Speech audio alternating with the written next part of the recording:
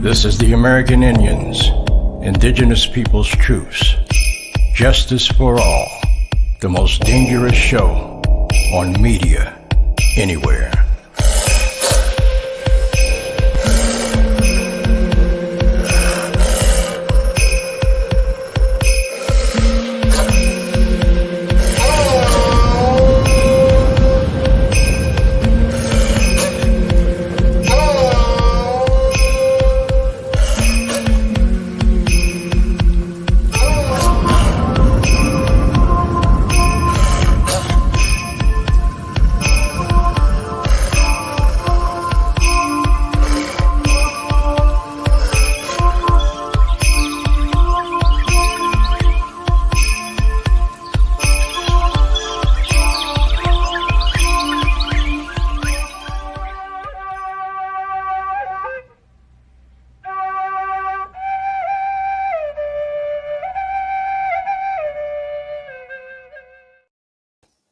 OCO and greetings. I'm Jay Winter Nightwolf, and this is the American Indian Indigenous Peoples' Truths.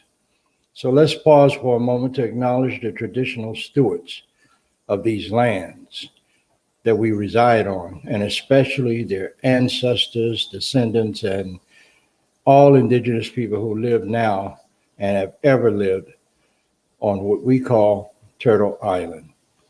Welcome to the broadcast tonight. This is part two of the broadcast that we did last week. I'm very thankful for all of you that have decided to tune in and be a part of this broadcast tonight.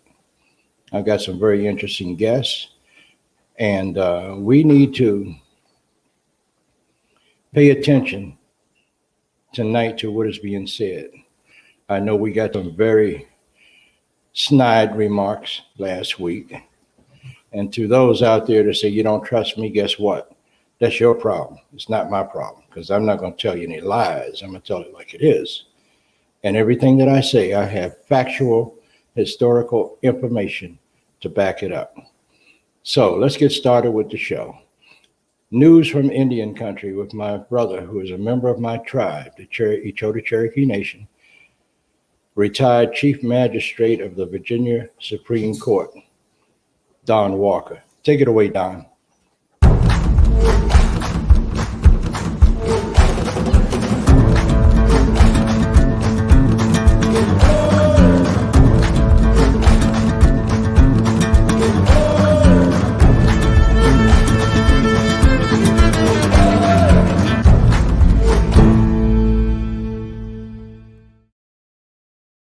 Thank you, Brother Nightwolf, and welcome to all my brothers and sisters out there.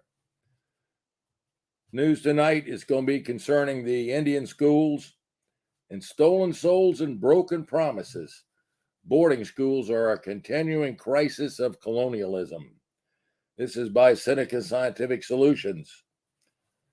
The relation between the United States and indigenous populations has been built on broken promises for the theft of native land, culture, and identity.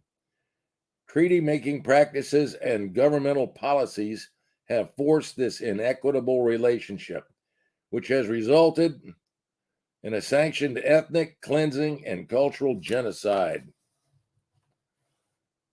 The operation of Indian boarding schools remains one of the core intergenerational atrocities that continue to impact indigenous communities, families, and individuals to this day. Alongside the government, religious institutions remain in control of these schools, and many within these entities are guilty of abusing indigenous children. The Indian boarding schools were not academic institutions, but instead labor-intensive concentration camps established to eradicate all vestiges of Indian culture. Nothing more than ethnic cleansing hidden under the disguise of doing good for the American people.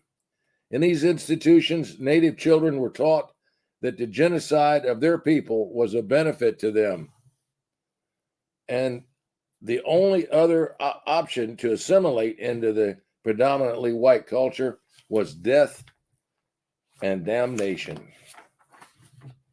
To understand the relationship and these intergenerational traumas, we must look at the history, policy, and institutions that directly committed and contributed to the mass genocide of American Indian and Alaskan natives. Much of this policy revolves around the information and function of Indian boarding schools, one of the most devastating assaults on indigenous populations since disease ravaged tens of thousands of native people upon initial European contact in the Americas. The policy areas of conquest, 1492 to 1780, treaty making, 1790 to 1849, and assimilation, 1850 to 1921, provide an historical platform for the forced imprisonment of Native children, an effort that sought to strip them of their cultural identity. These children were taken by federal order, were taken from their families forcefully, against their will and their family's will, and put in these schools. And these schools were located all over the country, the most famous of which is probably the Carlisle Indian School in Carlisle, Pennsylvania. Kill the Indian, save the man is the prevailing motto of Army officer Richard Henry Pratt. Indian boarding schools that were opened in the 1860s that further solidified the pervasive ideology of manifest destiny, an ideology utilized by Adolf Hitler to justify Germany's God-given right of expansion during World War II. The ideology, this doctrine of belief that cited the expansion of the United States throughout the American continents as both justified and inevitable, was utilized as a weapon of mass genocide, both in Europe and in the United States. The ideology is still being used to justify past horrors and atrocities committed against indigenous generations. As both the Buriam Report in 1928 and the Declaration of Indian Purpose in 1961 clearly outlined, historically, there have been many shortcomings and broken promises on behalf of the U.S. federal government in relation to American Indian and Alaskan Native populations. This is still an ongoing issue. We've got people today that recall it. The parents, the grandparents that went to these schools still recall what happened at them and the impact it's had on their lives. A lot of these kids died there. It was a killing field for them and never made it home again. As an example, their culture was banned, their language was banned, their hair was cut, their clothing was changed, and they were subject to corporal punishment for any of these infractions. Next article here is St. Mary's Mission, The Place is the Devil.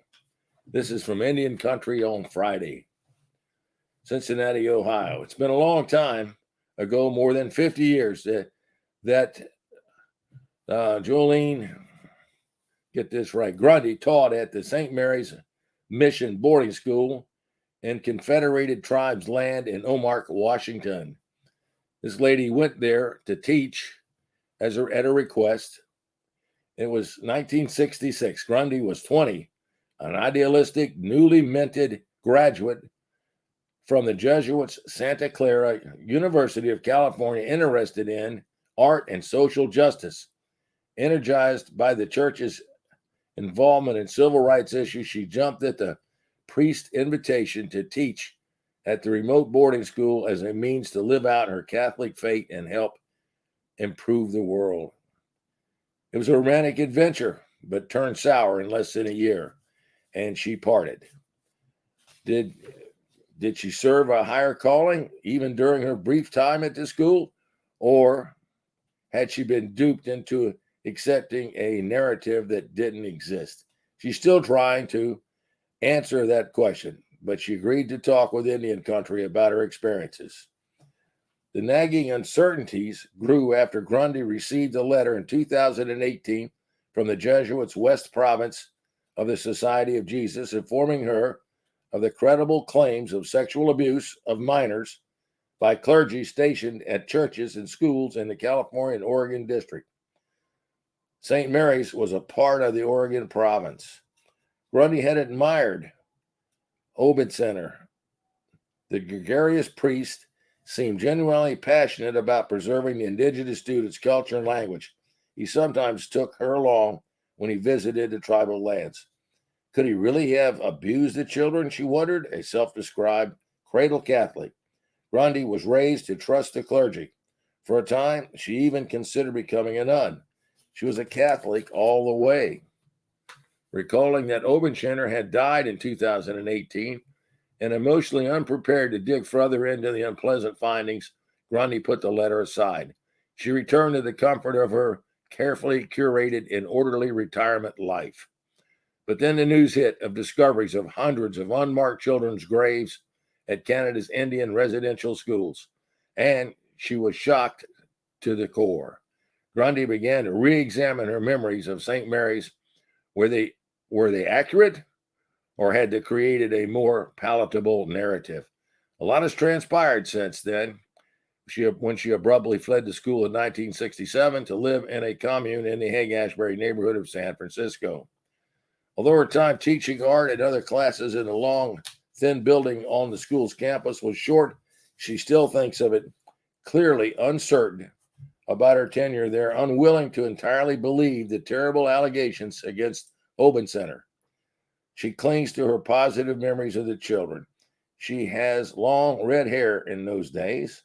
The kids were all over me, touching and braiding my hair. I loved being with them, and they loved being with me. The red hair is gone now and turned wispy white, cut to tidy bob. It frames her sharp blue eyes as she spreads the contents of a file folder out on her coffee table. She saved these items all these years as a touchstone, a reminder of the children she loved. There was one outgoing girl that she really appreciated and worked with extensively, and she struggled into school, but she wanted to please me. Abandoning the school's curriculum, Grundy encouraged your children to express themselves. I had an entire wall covered with pictures from current magazines, she said. My class was a lively, open place. Grundy recalls a beautiful landscape and clear blue sky, collecting apples in a nearby orchard with the children, and watching with a combination of delight and fear as they jumped from high cliffs into the river. She loved their exuberance over basketball and dancing on Friday night to a jukebox in the gym. They were crazy over basketball, and they were very good, she said. Although she was saddened to know that the children were removed from their families, she told herself they were better off in the mission. Oben Center and others at the school told her the students came from dysfunctional living conditions with a lot of abuse and alcoholism in their homes. She believed them. At least she reasoned they were fed and received an education. Every day began with the same breakfast for the children. Oatmeal, cup of milk, and a single apple. I never witnessed any abuse, Grundy said, but then I was 100% busy with the students. I taught art, reading, writing, and even religion. But as time went on, she grew uneasy over the school's mission. My sense grew that the whole thing was rotten, she said. It was an impossible journey for these kids. They were being systematically removed from their culture by this education and Christianization. I'm a strong dreamer. I remember dreams from my childhood, she said. There was this incredible blackness. It was like a huge black wave coming over the lake, a black moving thing coming over me, over this mission, and then a message. This place is the devil. She told school administrators she was leaving in the middle of spring term, and strangely, they failed to question her decision. She is telling us that something stunk in that system, and she couldn't quite figure it out, but they were hiding from her the fact that these children were taken forcefully and made to do what they wanted them to do. Brother Nightwolf, that concludes news this evening. Thank you so much, Don Walker. Appreciate your efforts and what you do every week with the news. And hope to talk to you real soon again. Don Walker. Thank you.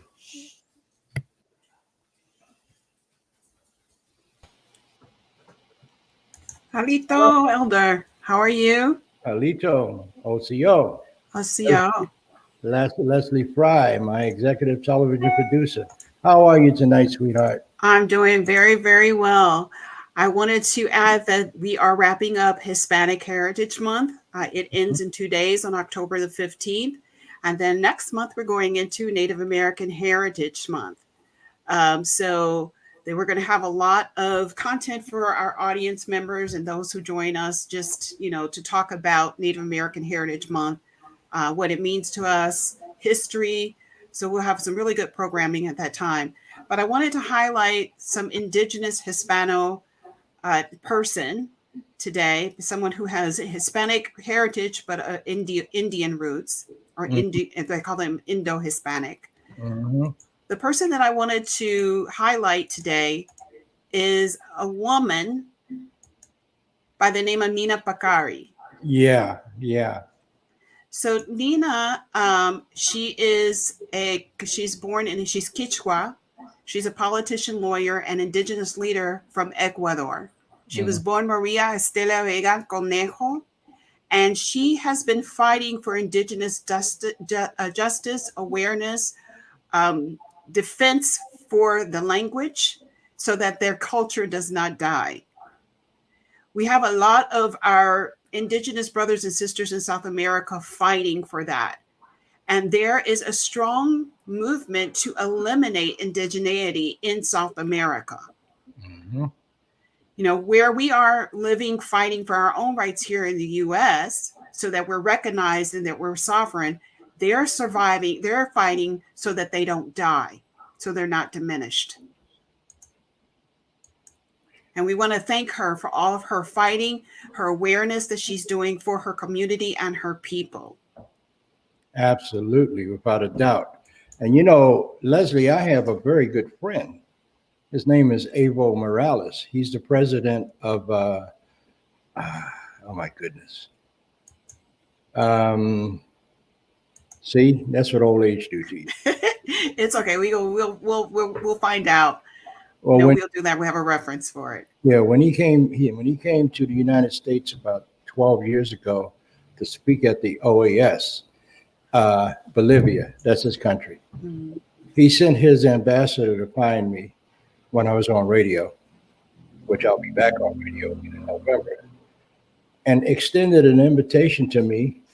He wanted me to come and be with him at the OAS while he delivered his speech of acceptance. Wow. And we became very good friends. So I asked his ambassador, I said, well, why me?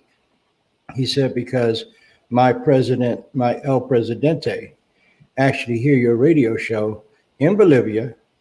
And he says, you're one of the few people that are speaking up for the indigenous people's rights in the Western Hemisphere.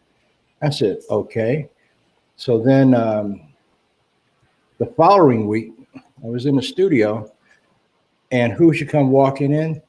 He sent this beautiful woman who was the ambassador, secretary of petroleum and oil.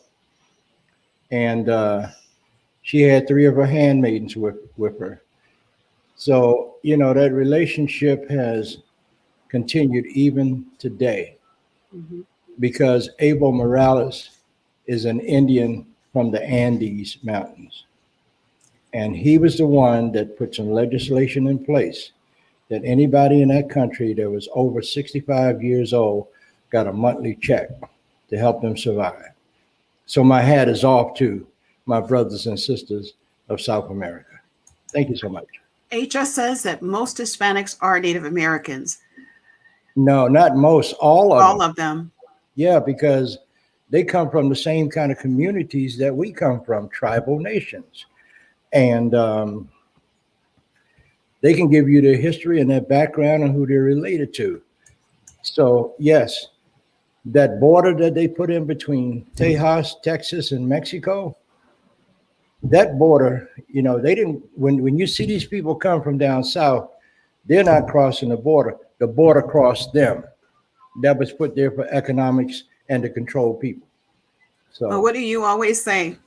You say that there are no such things as Mexicans, just Indians that speak Spanish. that's right, Spanish speaking Indians. Yep, exactly. All right. So let's bring in everyone this evening for our discussion. We're getting a lot of questions in the chat right now, but we're going to start our conversation, and we're going to have everybody introduce themselves once again. Okay. So I'm going to call your name and you introduce yourself. So let's start with those that were on the show last week. First and foremost, my pretty sister from down in North Carolina, Kimberly. Kimberly, tell us who you are. Hello, everyone. My name is Kimberly Knight. I am the founder of Black Indians NC, and I was the powwow chair serving this year for our first annual powwow. And I'm so thankful to be here. Thank you so much, Uncle Jay. Glad to be here. You're very welcome. I'm glad to see you here. So now let's go to, is that Kwame Sunhorse? Kwame? Kwame? Oh, hey. I can't hear you. Yeah. I think he froze up. So we'll come back to you, Kwame. Don Wolf, Gregory E. Woods, Don Wolf, who's tell them what tribe you're affiliated with. My tribe, my bloodlines are Creek and Crow and African, and I am of the things I am. I'm a wisdom keeper and a father, and I'm also a husband. And there's more, but I'm grateful to be here. Thank you for having me. Oh, absolutely. So now let's see if we can get Kwame then. Kwame, are you there? Kwame. I think he's frozen. I think we're going to have him come back in. Okay. Another person that was on with us last week is Lovell Eagle Elk. Lovell, how you doing, bro? I'm good, Uncle Jay. All is well. Absolutely. Tell us a little bit about who you are, tribal affiliation, and everything. Okay, I'm the principal chief for the Scrure Wokan Indians of the Cape Fear, basically contemporarily known as Cape Fear Indians. And Scrure is how you say Tuscarora in the language. We're descendants from both tribes. One of them, they wrote us extinct, but obviously we're still here because I'm speaking. I'm not a ghost. I've been on this path for a little while, and I'm learning every step of the way. Uncle Ted Silverhand is the one who gave me my name, Eagle Elk, and another teacher, Saligio White Wolf, Tony White Wolf, who has since passed away, is one who taught me about my clan, which is Bear, and my responsibilities. And my other cousin, who's also a pipe carrier, taught me some of the ceremonies. So I'm still a baby in that. I'm still growing and learning. Also martial artist, author, into entertainment and media and so forth. Okay, thank you so much. Yes, sir. Happy to see you. Yeah, Now, you too, Unc. my brother sitting down there, Mwalim, the funky professor. Tell us who you are. Professor Morgan J. Peters. Go ahead. Well, gee, you just told them who I am, so I can put my mute back on now.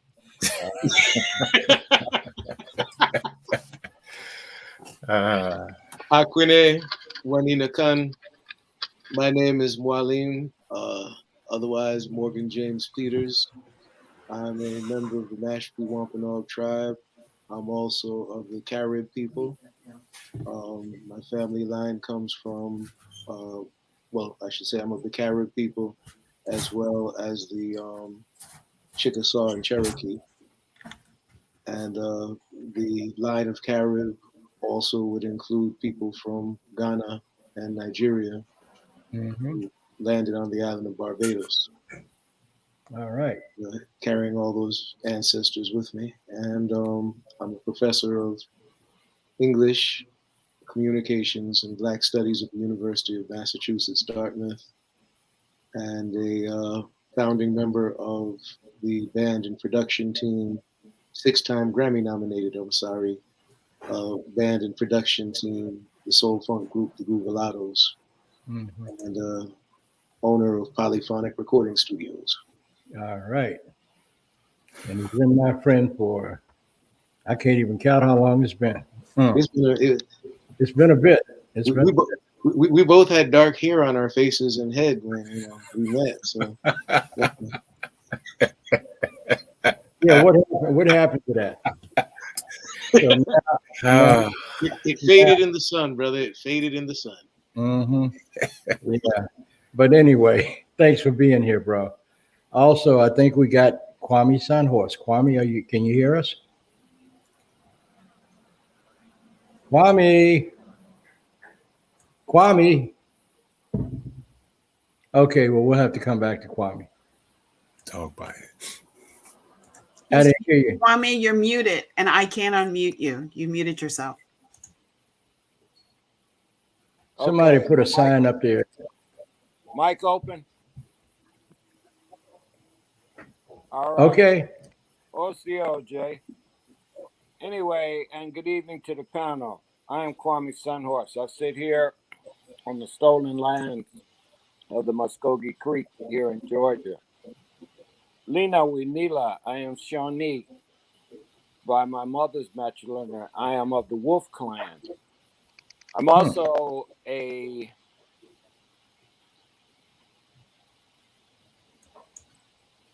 I want to say, I have to say that I'm a spirit guide in founding of Atum, Awakening True Universal Minds. But I also help to initiate rites of passage. I do Vision Quest, which is called Hamblecha. I'm doing a Nipe ceremony this Saturday, and I do the ceremonies of the 7 sacreds of the Lakota. Also, I've initiated through spirit what is called now the Overground Railroad, where we're creating what's called oasis, our ancestor spirit in service. We're creating spaces where we can come and grow our food and be able to bring what we just did in Tuskegee, Alabama last weekend. We had a festival where now we're building A-frame houses and tiny homes on 25 acres. And what we're planning on doing is beginning men's retreats to be able to teach survival training, but also manhood training for the men of our nation. And so what we're seeing now is that we have to come back to the land because of gentrification and another urbanization plan called smart cities. So what is been given by Spirit to Kashalas is to say that we need to return to Ina Maka, Mother Earth, and begin to utilize the land because we are people of the sun and the land. And what we just taken the land back in Ohio, the Shawnee nations of Oklahoma, the Eastern Shawnee, and the Shawnee of Kansas, 3 chiefs, went to Serpent Mound and reclaimed that land as their sacred land and their sacred entity that belongs to that nation. So now we have charge of that state park, which has the sacred serpent that was built there by our ancestors of the Shawnee Nation. So these are part of what Creator is allowing me to be of service. Also, the Healing Lodge there up at where Jay is in Brandywine, Maryland, runs a school for initiation for women and men. And we just opened up what's called the Eagle's Nest down in Nauvoo, Illinois, where we're going to be training recovery programs and also helping men and women coming out of prison. So this is the way I see that Spirit has guided me. So that's who I am. Okay, thank you so much, Kwame, for being a part of what we're doing tonight. Like I said earlier, we're going to continue that conversation that we had last week. So Leslie, it's time for you to say something. Alito Jimechukma. My name is Leslie Fry. I am of Mississippi Choctaw heritage. I also am of Catawba Cherokee heritage and Mi'kmaq heritage. I am the executive producer of Jay Winter Nightwolf Live and also executive producer of Native Brown Media. I am someone who is beginning my journey in my discovery of my Native heritage. So I'm in the beginning stages and learning and reading. So a lot of the questions that a lot of you all have in the panel, I have those same questions and have been very fortunate to surround myself with elders who can tell me the truth and direct me into the right places that I need to go in order to learn. Last week's discussion was an overwhelming response. So before we begin our discussion this evening, I want to clarify a few things that were spoken in the chat. One, we're going to use a lot of terminology interchangeably in this particular discussion. We're going to use terms that we are going to call placeholder terms, which is Black, African American, Aboriginal, those things, because most of us, that's how we have been classified. Until we find our people and our nation, we can't be termed anything else. And this is a panel for people to learn. So this is what most people know. So we're going to use those terminologies. Also, I know that a lot of you all have questions. I would highly recommend that you come back next week for our fireside chat in order to get some of those questions answered, because we will not be able to get to all of these questions this evening.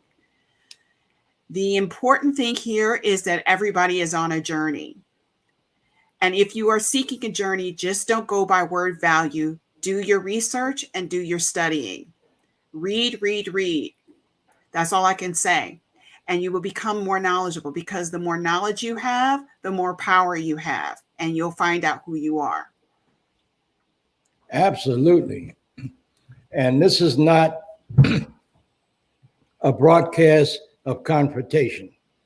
This is a broadcast for education.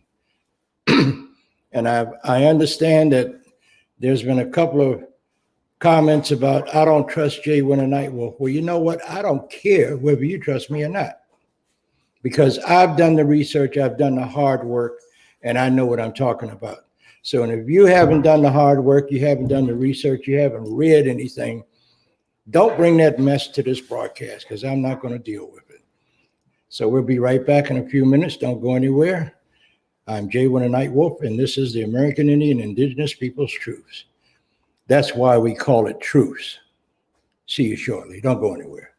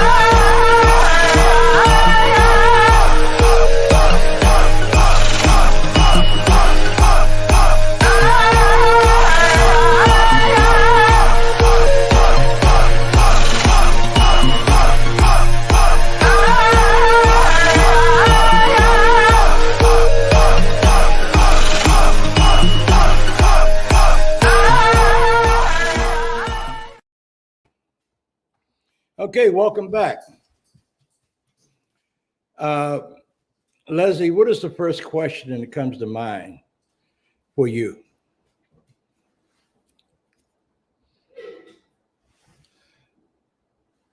I can't hear you. Unmute. The first question that comes to my mind is the terminology pure blood. We get a lot of back and forth about that terminology. Can anybody explain to me, is there any truth in anybody being pure blood? Yes, Elder, you can go first. Well, you know, the terminology pure blood or pure full blood they gave that to us when they needed us from Europe because they were trying to pedigree us, you know. And anybody that paid attention to the Dawes rolls, you'll find out that a lot of people were not allowed to be on those rolls. And the reason for that was because when the federal government was dealing out money in favors, they had to find people that would fit into their mold. And all of this stuff about full blood, you know, I got a question about that. If you're breathing and living and you got blood running through your veins, then you're full blood. But all of this mess about classifying people from where they come from, what they look like, you know, it's a bunch of crap. And I think one of the people that can really lend some credence to that is my brother there, Mwalim. Mwalim, put your 2 cents worth in it. Well, what I want to do is give us some context. Okay. You had people who wandered from North Africa over into the Alps. And we then end up with the populations of Sicily and southern Italy. You have people who wander from Morocco into Spain, and not only wander, but you then have the main military training forces, the most formidable military coming out of Morocco, whereby the Prussian Empire is recruiting Moroccan generals to come into what is now Germany. The Ottoman Empire, you know, the entire military structure of the Ottoman Empire comes out of Morocco. You have people who worship Osset in Kemet, and the Greeks then call her Isis. And then Isis wanders further up north into the ancient people of what is now England and Scotland and Wales. And they now have a winged goddess that they pray to. You have the people, you have the Aboriginal people of England, who were later invaded by the Anglo-Saxons, and of course, by rape commingled with the Anglo-Saxon people. So the Pecks, the Fairies, etc., and the other tribal people are now wiped out by the Anglo-Saxons. So there you have a whole bunch of blood mixing taking place in Europe before they even come here. And now these are the same people who are then going to turn around and talk about who's a pure blood. So I guess it would then be a matter of, ask me that question again. Who's a full blood? Who's a full blood? Mm-hmm.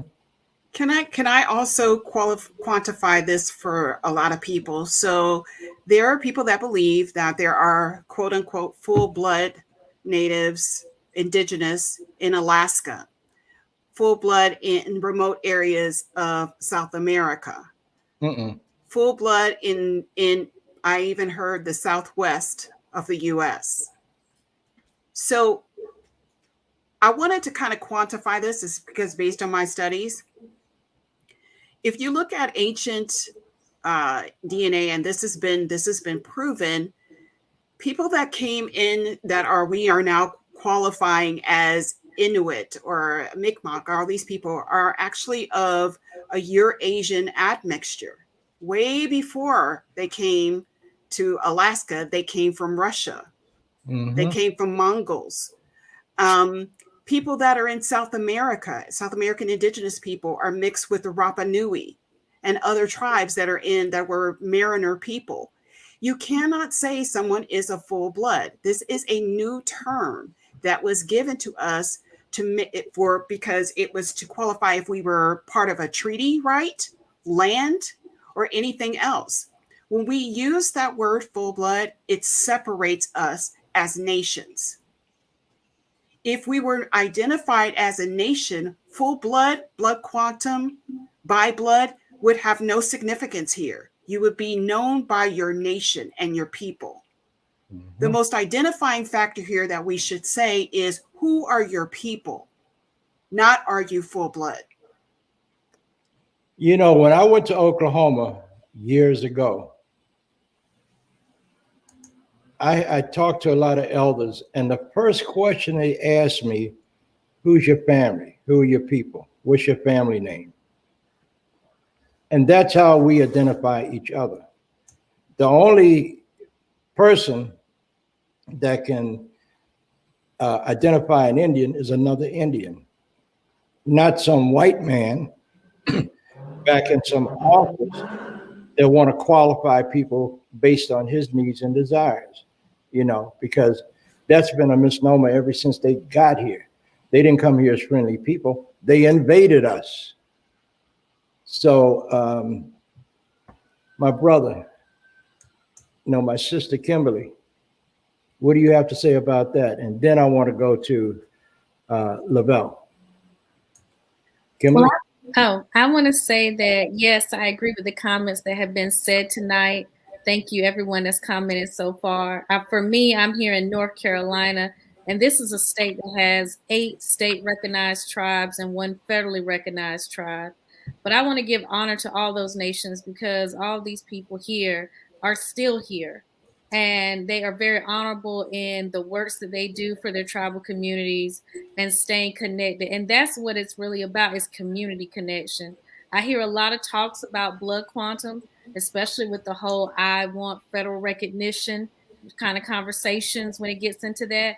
But I think we have to go back to what our ancestors were doing truly and authentically, was making sure that we are accountable and claiming our actual descendants and actual cousins and family. We lack a lot of sense of community. I've seen a lot of hate messaging going on online here lately, and it's absolutely disrespectful. And I think we need more conversations like this because knowledge is powerful. And a problem is a lot of people don't know who they really are, or they know and don't want to acknowledge all of themselves, because all of us have a diverse ancestry. It's not, to my preference, when I say my opinion, I do not believe in the concept of quantifying people by blood quantums. That's just me personally. So that's my take on that. I don't want to take up too much time from other panelists. Not a problem. Lovell, Eagle Out, your thoughts on this conversation? You pretty much answered it for me.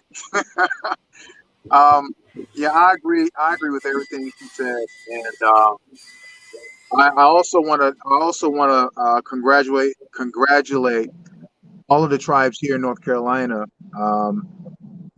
Everything that they do is for continuity, is to continue the culture. I was asked by an anchorman today, what was the difference between our event that we're getting ready to have Saturday, which is the harvest gathering, versus a powwow, and why is ours better? And I said it's not better. They're equally the same because it's about continuity and teaching our kids who they are, just like every other ethnic background, other groups teach their kids. If we give them that sense of belonging, they won't look for it out in the streets and all these other wrong places that they go to. But getting back to race and full blood and percentages, and I don't speak that language. That's a language I don't speak that language. You know, that's Mandarin or something. I don't speak that. I don't speak in percentages. I have a problem when you elevate. Now, I am not putting down Two-Spirit. I'm using Two-Spirit as an example. When you elevate Two-Spirit, but then you hate on Two Nation, a person who belongs to Two Nations, then you are a hypocrite. How can you elevate Two-Spirit and you hate and you practice colorism and racism against Two Nations, a person who walks in Two Nations, but then you elevate the person who is walking as Two-Spirit? If you respect one, how can you disrespect the other? Disrespecting either is not the indigenous way. As far as I know, and from what the elders told me, that's just not our way here. I totally agree. Someone made a comment here, and it's a very interesting comment. I'm going to pull this up, and it's from Steve Oizumi. And he said, how can an equal child raised in a non-Indian family in a bubble get themselves identified by another Indian? And I kind of want to speak to that because I've also heard that terminology that an Indian knows an Indian. The only thing that I can justify that is where your heart is. If you are respectful of traditions, if you are learning your language, if you are knowing your people, if you are if you're making sure that their history, that their community is perpetuated into the next century, that's when people know who you are. And let's make this very clear. There were people that were inducted into tribes that were not of native heritage whatsoever, but because they were people who honored the traditions of the community that they were representing or are a part of, they were inducted into the tribe. So that's when somebody knows that you're native. You know, you're absolutely right about that. You know,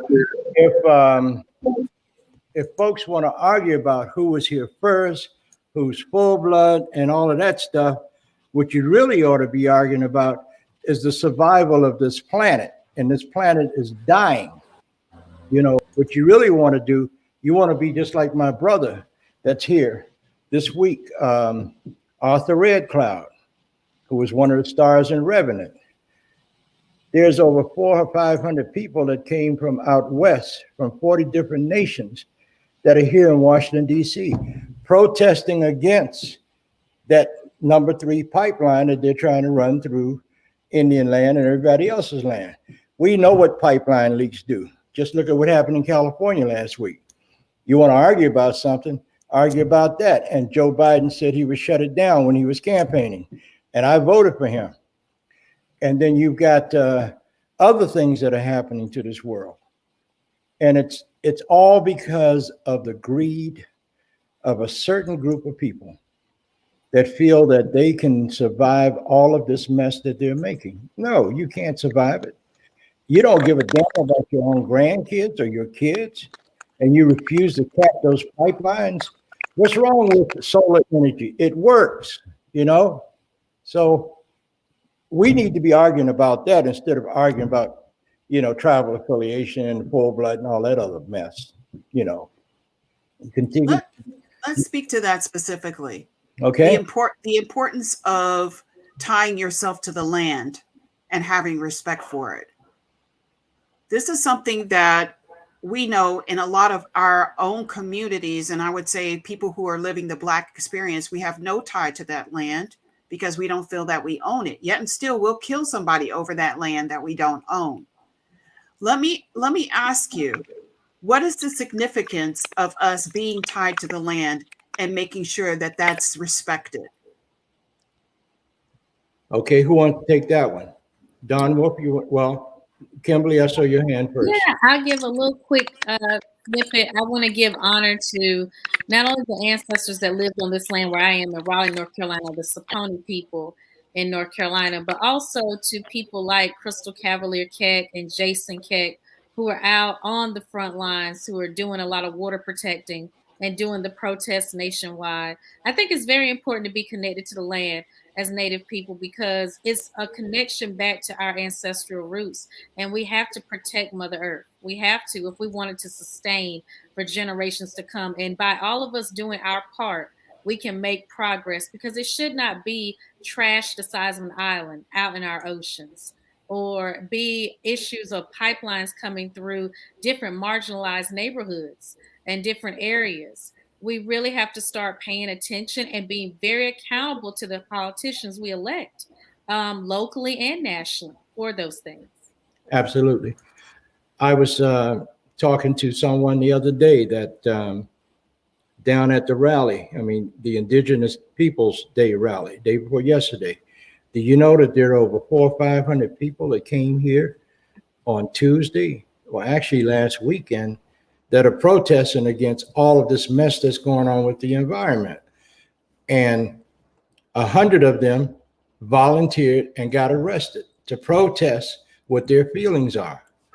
And I believe 100 got arrested today, and they're going to keep on doing it until they get the attention to what's going on with our environment and our political leaders.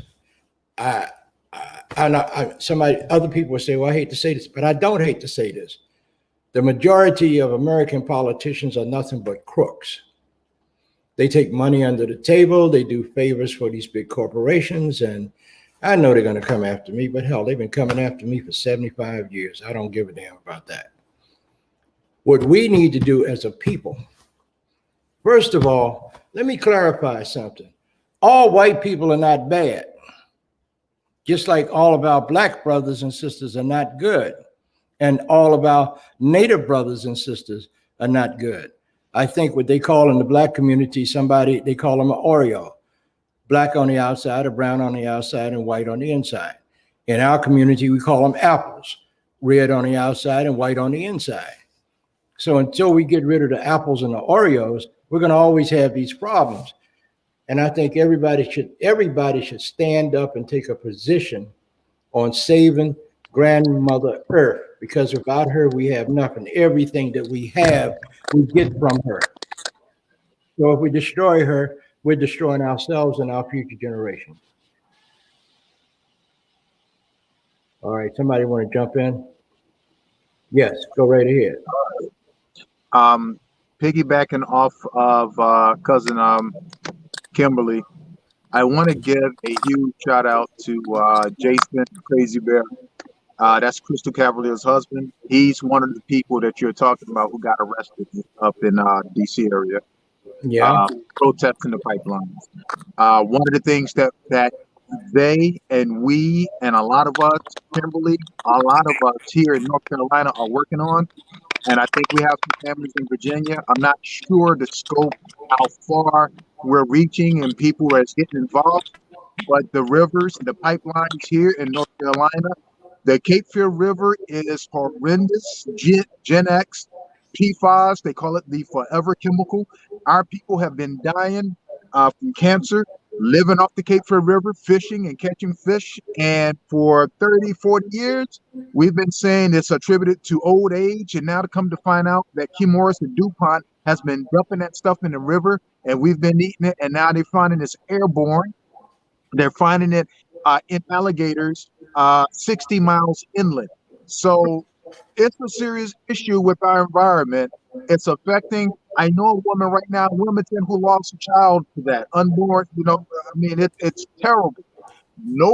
Everybody wants to debate about who's on first or who's on second, who's a full blood, what percentage you are.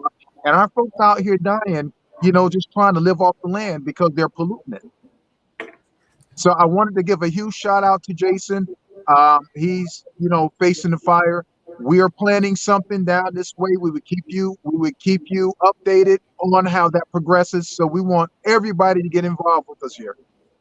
Okay, I see a comment there from Jordan. What is his name? Jordan Span. And he made a comment about Dr. Claude Anderson and Judge Joe Brown. They have Native ancestry. Why don't they talk about it? Well, I need to correct you on Judge Joe Brown, because Judge Joe Brown has been on my show for a while, many times. And Joe Brown do not make any bones about having native blood. So, maybe you need to talk to that other person, but Joe Brown is not the one. Okay. I can witness to that. He did tell us that he was of Choctaw heritage. Yes, he did. And he made it clear on the show. And more than one time. Okay, so what do you all have to say about where these arguments are going? We are preoccupied with the colonizer's way of thinking. The colonizer has created all of these problems. And while he brought his form of European colonization to us, he's got us involved in that while he's stealing everything from us. Mwalim? It's in the language. It's in the language that we're taught, that we absorb. We can start with the simple conjunction, or. Or is one of the main tools of the colonizer. Not and, but or. This or that. Mm-hmm. Once you begin to create that strata, it's this or that. I look at some of the arguments when they talk about full blood, half blood, no, no relation, some relation. When we say, and again, it becomes a question of or. Yes, there is a validity to the Sela people, the so-called Inuit, etc., of that region having some connection to Siberia, the story of the ice bridge. Yes, that did happen. But that's not the only story that happened. There were already people who occupied here.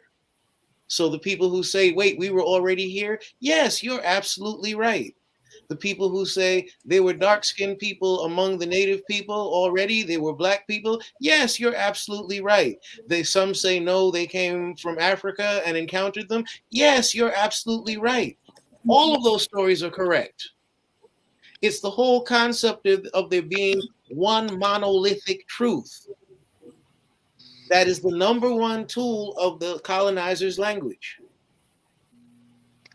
That we create that, so what we do is we create this concept. So what we now have, and then now let's also take a good look at the mental illness that's created when you're subjected to this. One of the great mental illnesses that has afflicted a number of our people is narcissism. And narcissism is a natural byproduct of low self-esteem. So now what happens is all of us are on a quest to discover who we are, to find our true story. And for some of us, it becomes healing. But the problem is, if we've already absorbed that mental illness, we then absorb this truth or the pieces of this truth. And when we absorb the pieces of this truth, we then decide this now makes us superior because I have this little bit of knowledge. And and the problem is we have way too many people trying to look through a binocular and only got one working eye. That's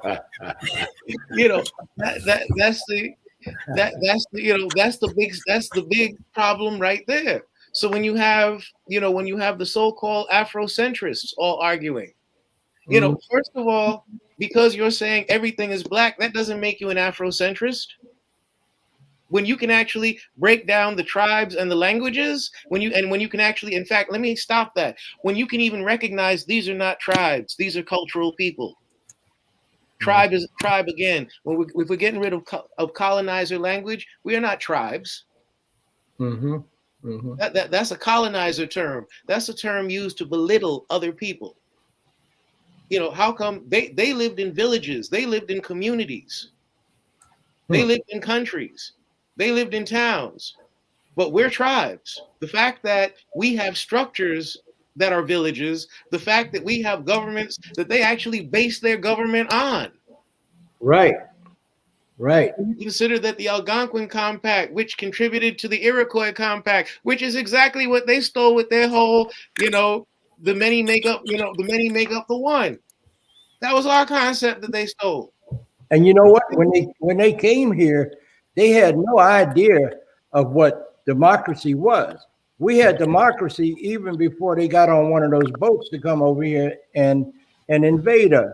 Precisely. Yeah, I mean the Mohawk Nation. They were the savages.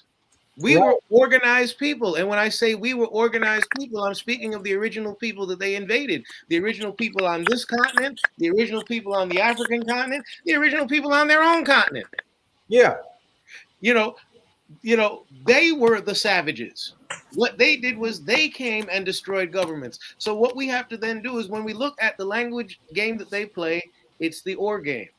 You're this or you're that. Your origin is this or your origin is that. The number of times I've had somebody break down the concept of a black Indian to me and I'm like, and then explain to me why it doesn't exist. And then when I say, well, my mother's people are from Barbados and a lot of them are from Africa. Some of them are from Scotland. My father's people are Wampanoags and my father's people are Cherokees. So they had a child. So my mother's black and my father's native. What does that make me? A black Indian. Precisely. But the colonizer tells them, choose one. See, that's the problem. We listen to these fools and they want to give us options. Hell no. No, I don't need your options. I need you to get the hell out the way or get back on a boat and go the hell back where you came from. Because the only thing you ever brought here was genocidal practices, diseases that we had no immunity to, and these backwards ass ways of thinking. And we got caught up in that. You know, we didn't know anything about scalping when they came over here. The Scots, they brought scalping over here. And when they scalped somebody, that was a war trophy. Come on, please. And the French. And oh yeah, the French.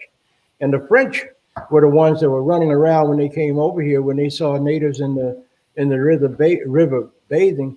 You need to get out of that water because you're going to get sick. You don't need to bathe that much. But why is it that the French invented perfume? Because they were not clean people.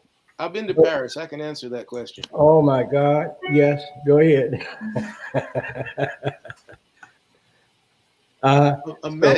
Imagine walking around in an open armpit, like right there. Mm-hmm. After somebody been to the gym for about 2 hours. Mm-hmm. That's the experience. That's the experience of being in Paris. That's the odor. It's incredible. But nonetheless, I'm sorry. Well, I can also attest to that as someone who studied French for many years and had to study French history and French literature. This is why they invented perfume. People did not bathe, and they threw everything, feces, everything in the Seine River.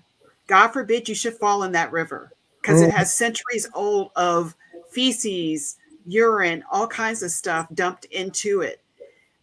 You know, they were afraid to bathe. They were afraid to take makeup off of their faces. They were afraid to do all of those things. Yet and still, when we were called savages as people, when we were bathing, we knew how to clean our teeth. We knew how to do things. Most of the modern hygiene practices used in Europe today were learned from the indigenous population. Exactly. Yeah. Yeah. We were also savages because we didn't beat our children. Mm-hmm. Mm-hmm. Go ahead, Lovell. I see you. So you raise your hand. Go ahead. Lovell? Hold on, he's muted. Let me unmute him. Go ahead, Lovell.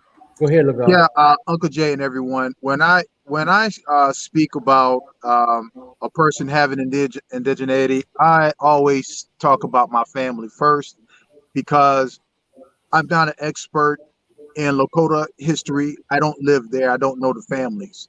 Even if I know the families, I didn't grow up there, so I don't know the intricacies of those communities there like that. But I know mine.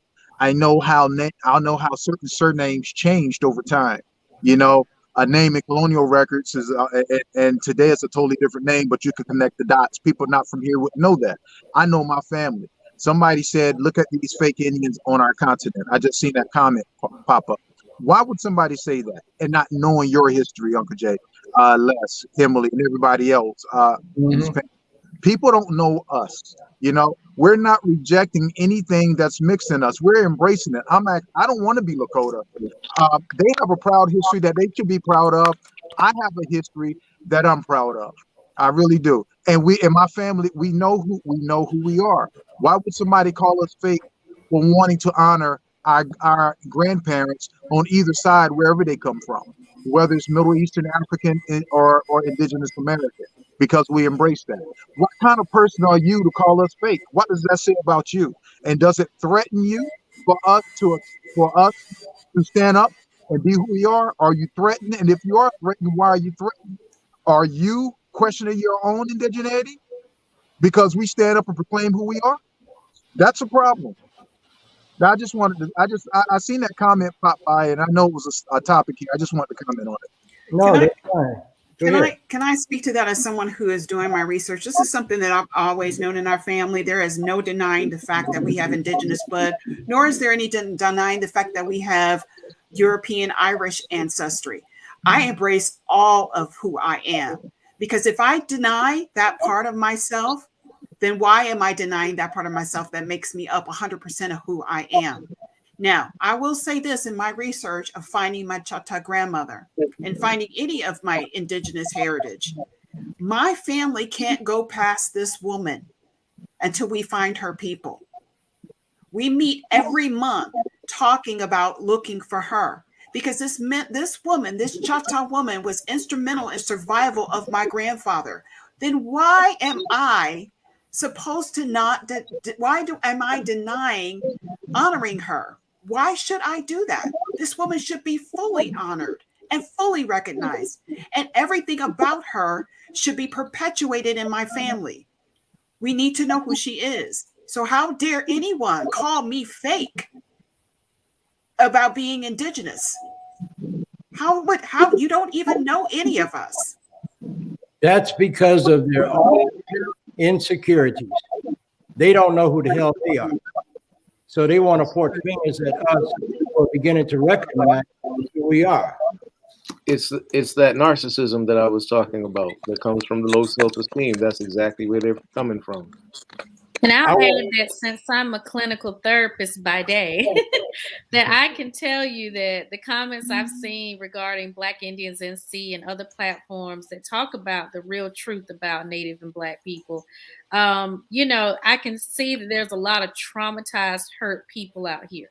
And I agree that a lot of people don't know who they are. And so they project their traumas onto other people who are doing something positive.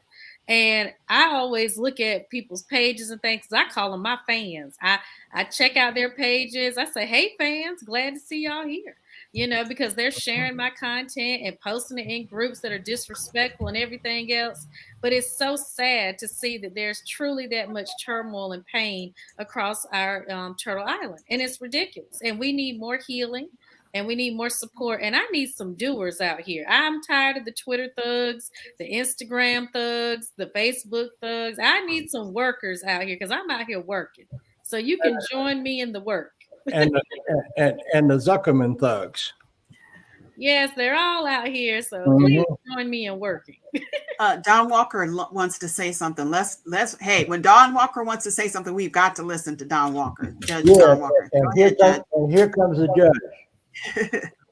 All right. Have you got me there now? I got you. Okay.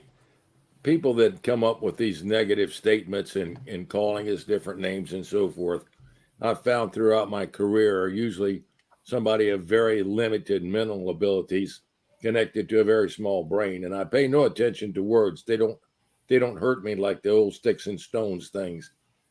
Second is in terms of who we are. There's only two that need to know who we really are in terms of ourself, our ancestry. You can put any label on it you want, blood, quantum, or otherwise, but that is yourself and the creator. Thank you. Thank you, Leslie. And that's exactly right, Don. You said it.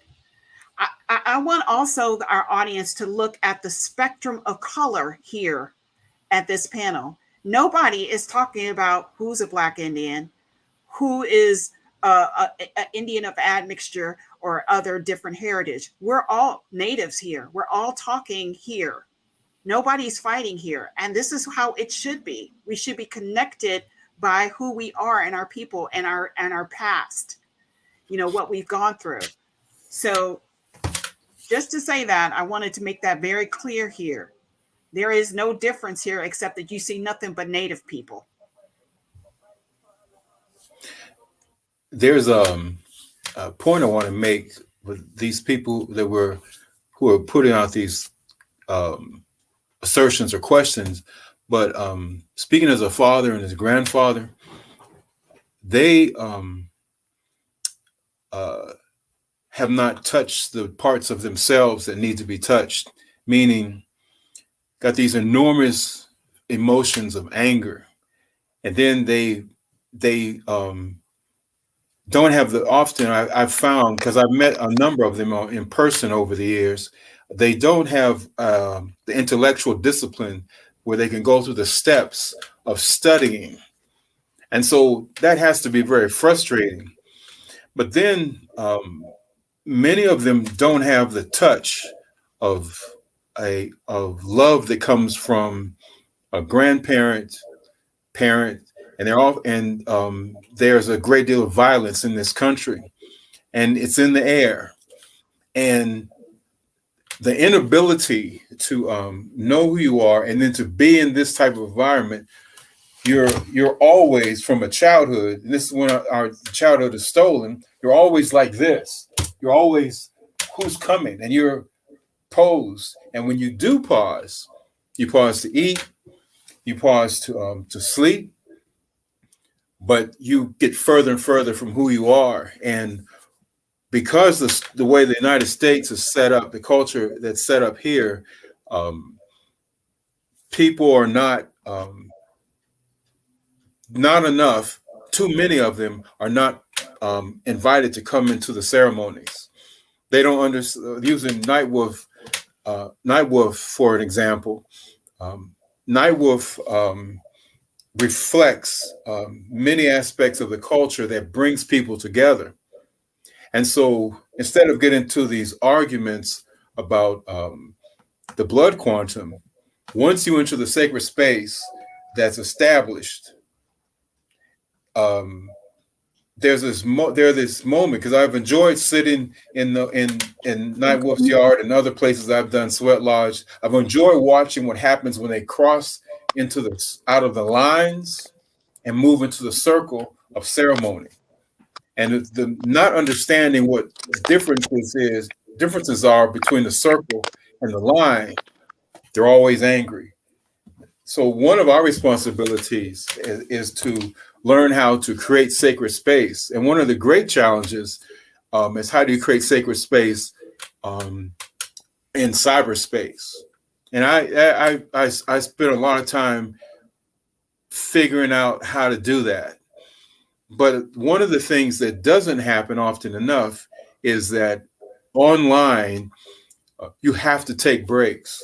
And every year that I was online, I would always announce, there was a certain time would come and I would disappear. I would announce it, I'm off for a week. Sometimes I would be off for an entire month. And in that time, that was a regrouping. And also, one of our responsibilities as elders is how to learn how to direct our prayers. And I've found that in the realm of prayers, it's become less and less of the number of words. It's as if the heart starts to talk and verbalizes in the simplest form into the space where spirit is. But spirit is also here on the land. Spirit is within our bodies, and it gives a freedom. And that freedom that's embodied within the elders translates, of the things it translates into power. And these detractors don't understand power. And it's harder for them to understand power because of the things I have said previously. Okay, thank I'm gonna stop there. you. We've gone way over. Could I speak before I get kicked off here? Yeah, as long as you put the check in the mail like you promised. Okay, go ahead. Your mic is open, Kwame. Yeah. Come on, Kwame, speak. And I've been here, but I've whatever technical difficulties is. But what I'm hearing is that we're looking at identity. And the thing that we have to understand, English is the only language with an army and a navy. Wherever you find English, you find that it's backed by an army and a navy, and it perpetuates them saying how they define who invade. And we're sitting here and we're contemplating who's our identity, and we are the original. What is a white person? Tell them to define who they are. Because Anglo-Saxon, Irish, Italian, whatever, defined by a country. And so they are invaders here, and now they've adapted and said that they are Americans, and they are the dictate to say that if you have one drop of blood or that blood, you're not pure. But you got to remember, you derive from us because the white person is nothing but a defective African genetically. He came out of a womb, and over time and evolution formed that defective self that he is, as Francis Welsing says, that he has recessive genes. And his gene pool is not the strongest pool to be looking at, because our blood, full-blooded, means is that we are the original blood, full blood. We are the original blood of humankind. They proved it with the mitochondrial DNA in their science lab. We cannot keep arguing what is original when we know we are, if we know who we are. And these are the parts of the challenge that we're having as a people, letting someone else give us a definition to define what came out of the first woman's womb that was black, originated the original people. So what we're looking at is surviving genocide. This book, I'm trying to get it in the picture. Okay, get it It's quick. a book. Let's It's called go. Surviving Genocide by Jeffrey Ostler. And you can read this book, and from 124 to 130 tells you nothing about mixing of the African and the indigenous people on Turtle Island, the Black Shawnee, the Black Cherokee, how we intermixed with this when the invaders came. We got to reel and write our story because we're reading their story and believing their definition and taking on their mentality because they're sick. That's why you have racism, sexism, because the ISM means an ill sick mind is thinking. Okay. We got to stop this. Right. The origin of who we are comes from the womb. That's That's right. why we have the matrilineal. Okay. Thank you, Kwame. I appreciate that. Kwame, can you, somebody wanted to know what the name of that book is one more time. Can you pull it up? Oh, I think we lost him. Here he is, right here. Here we go. Let me pull it up. Okay, put it in the camera, please. Surviving Genocide. Yeah. By Jeffrey Ostler. Okay. Well, thank you. I want to thank all of you for being here tonight and be a part of this discussion. You know, we've got a lot of work to do. And the work that we have to do is to preserve Mother Earth. Because we only got 50 years before we'll cross a line that is nothing we'll be able to do to preserve Mother Earth. Even if we have to take some people down, these corporations, you know, these folks that are greedy, all they want is money.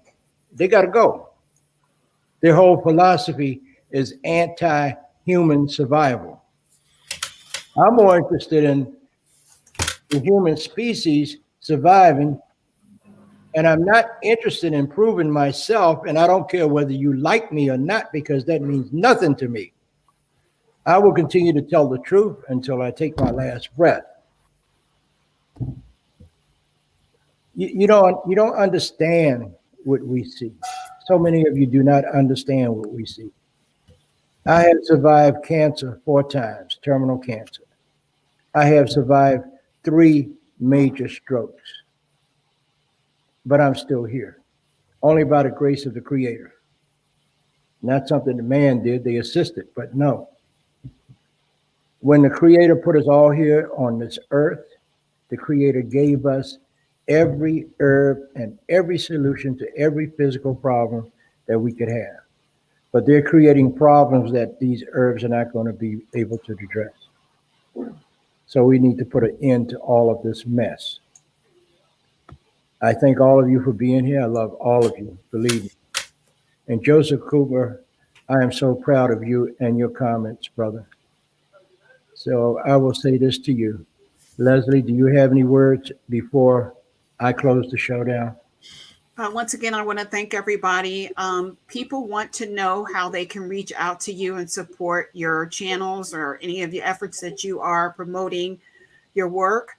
Please give that information to me and I will put it in post. And so for those who are asking, I will make sure that it's in our Facebook feed and as well as our YouTube feed later on this week. Thank you, Leslie. I will tell all of you this. For 22 years, I was on a radio station in Washington, D.C. I didn't accept any money. I didn't get paid. It was a volunteer position. And that's how my broadcast career started.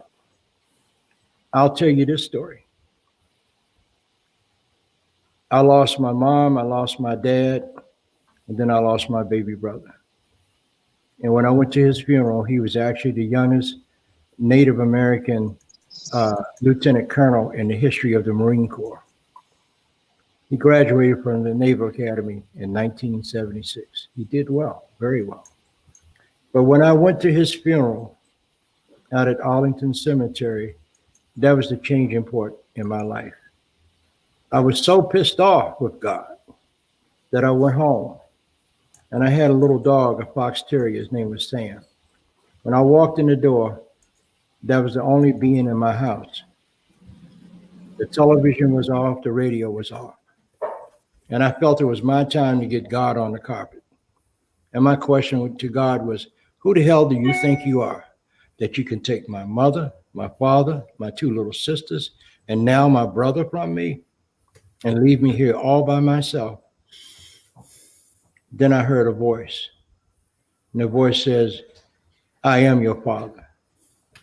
Your mom, your brother, your sisters, and your wife are all here with me.